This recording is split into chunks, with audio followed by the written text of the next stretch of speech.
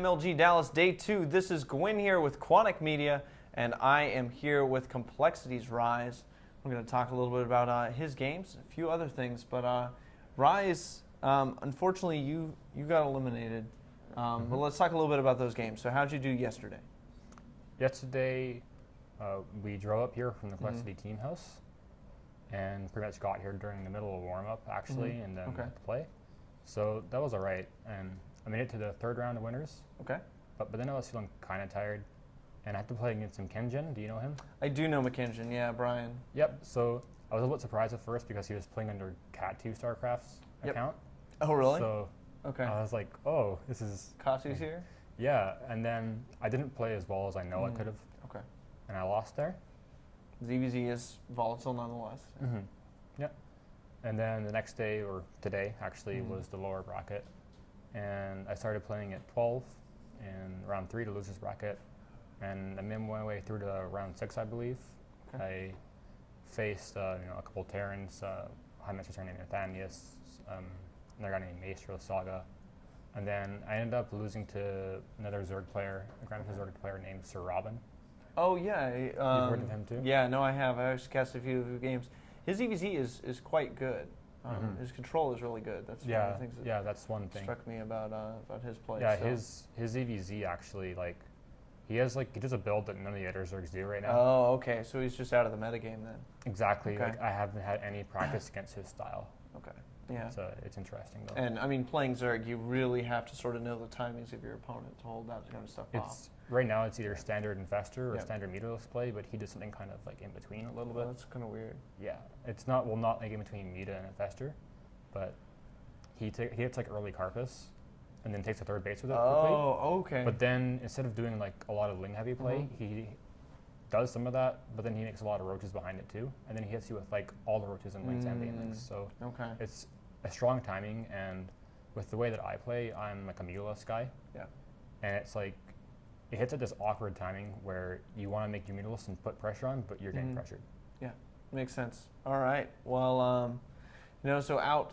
But let's talk about the Complexity House, because you did say you drove up from it. You just moved in a couple months ago after MLG Raleigh. But a couple months in a training house, how has that affected your play? What has been the biggest part of your play that's increased in skill? So yeah, after 2 months I've been there, I think the part of my play, that's increased the most would be more mental in the game, really. Okay, interesting. Yeah, because when you get to move into a house and communicate with your teammates on a daily basis and just get used to being around human beings while you're playing the game, it's all these kind of things that are outside the game that start improving. Okay, interesting. Yeah, I felt them improve, but I haven't really seen any results in the game yet. Okay. I'm sure that will happen given more time. I'm sure. But yeah, having someone in the house like QXC that you can talk to on a day-to-day basis and get advice from him on practice routines and tournament routines and what he thinks. Well, and just having people to bounce strategy ideas off of. Exactly. As well, right? Yeah, we're almost like a foreign TSL Zerg house. There's myself, Ghosty user, Fuzzy, Sasquatch, all there. So Fuzzy. There's plenty of Zergs. Yeah, Fuzzy. Yeah. That's what you call Sasquatch. Fuzzy. No. Sasquatch is Sasquatch. Fuzzy is an Academy Zerg. Oh, actually, I'm not familiar with him. So he's actually very good. Okay. Well. He went further than me in this MLG. So. All right. Well, you've been you've been playing for a really long time, since basically the beginning of StarCraft 2. I remember watching replays of yours in Season 1 of the game, right? Or even in beta, probably. Talk to me a little bit about the metagame evolutions over the course of StarCraft, and where you feel, excluding Heart of the Swarm, but where you feel the next little evolution is going for Zerg play. Okay. Well, right now, I think a lot of Zerg play is really figured out for against Liberty. Okay. And in Heart of the Swarm, Vipers are going to change things a lot. Yeah. A lot. ZVZ will be completely different even. And I know ZVP, the Vipers are causing a huge problem there. Yes.